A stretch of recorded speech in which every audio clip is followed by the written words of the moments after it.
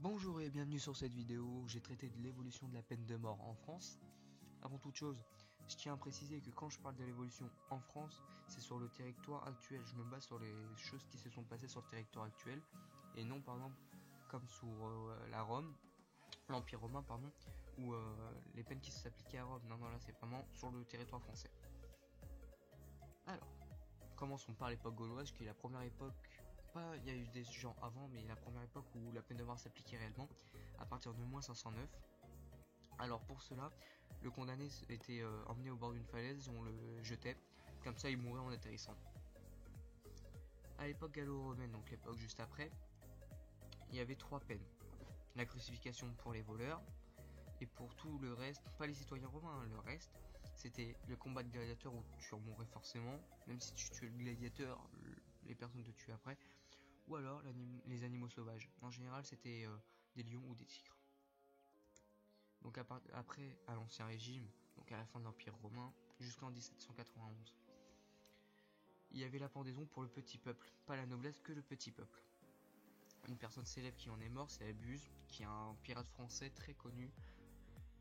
Alors, ensuite, nous avons la décapitation par hache ou épée. Tout à l'heure, je parlais de la pendaison pour le petit peuple. Là, à l'inverse, la décapitation par hache ou épée, c'est pour les nobles.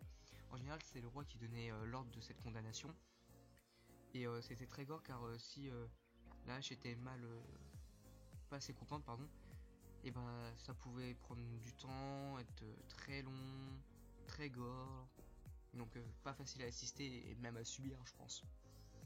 Une personne très célèbre qui l'a subi, c'est Jane Grey ou Lady Jane, qui a été reine d'Angleterre que pendant 9 jours.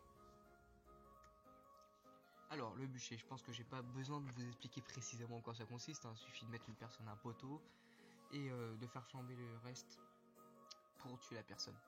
Une personne célèbre non plus, j'ai pas besoin de vous expliquer trop, c'est Jeanne d'Arc. Alors, celui-là est très peu connu mais très gore. Alors c'est la roue. Celui-là c'était pour les brigands, principalement les brigands. On attachait la personne à une roue et on tapait avec un bâton pour lui casser les os jusqu'à la mort. Alors en général on faisait participer le monde en leur donnant un bâton, en leur donnant 1 ou 2 coups sur la personne. Donc les gens en général aimaient bien ça parce que c'était assez interactif. Alors soit quand c'était des crimes pas très graves, on étranglait le condamné avant le supplice de la roue. Et si c'était des crimes très graves, on le tuait pas avant la roue et on le laissait subir la roue vivant.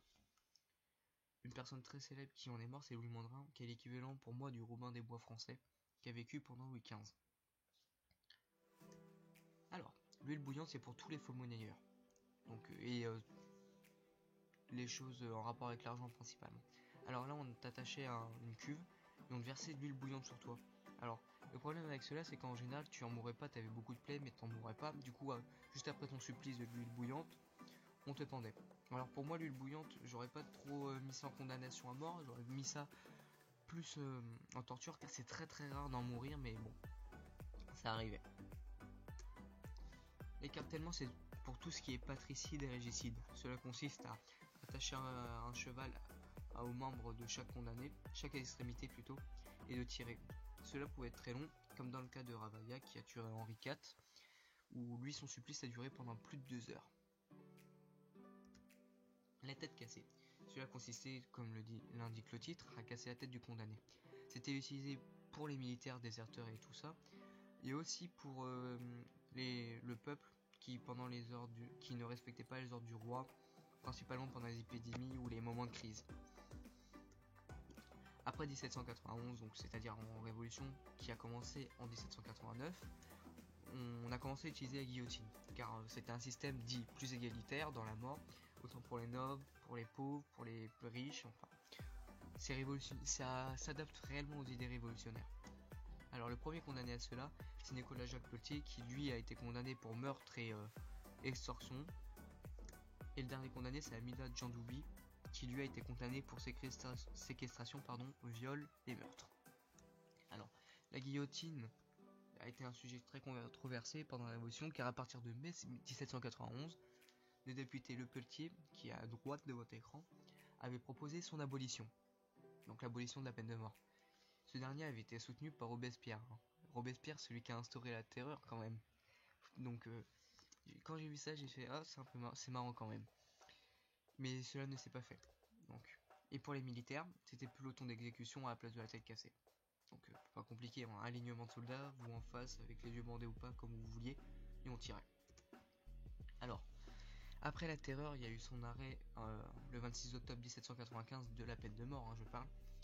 Mais elle reprit avec le code civil qui est sorti en 1810, où cette dernière pouvait s'appliquer via 39 chefs d'accusation. Et pour finir, elle a été abolie définitivement le 10 octobre 1981 en France. Merci d'avoir regardé ces vidéos, et si vous avez d'autres idées de vidéos, n'hésitez pas à le mettre en commentaire que je traite le sujet. Salut!